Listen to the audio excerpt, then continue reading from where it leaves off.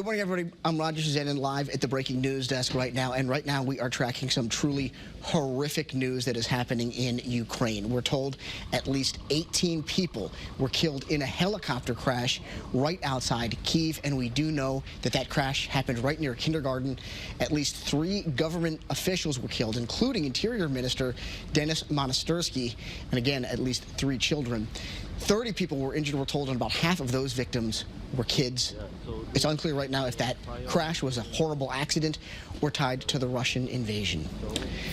Right now, the head of Homeland Security may soon be on the hot seat. Republican Congressman Pat Fallon of Texas has actually introduced articles of impeachment against Homeland Security Secretary Alejandro Mayorkas. Now, he says that Mayorkas failed to enforce immigration laws and also lied to Congress that the border is secure. The House Judiciary Committee could move forward, but at this point, it's really not clear if there is enough GOP consensus. Mayorkas, meanwhile, says he did nothing wrong and will not resign.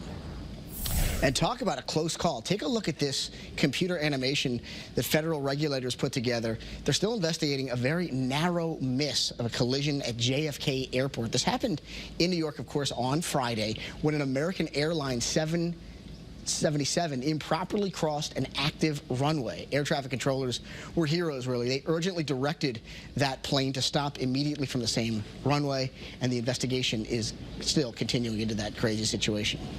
We'll have another update about developing news here at the Breaking News Desk coming up next hour. Reporting live at the Breaking News Desk, I'm Roger, Suzanne, and Scott. Over to you. All right, thanks, Roger. Time for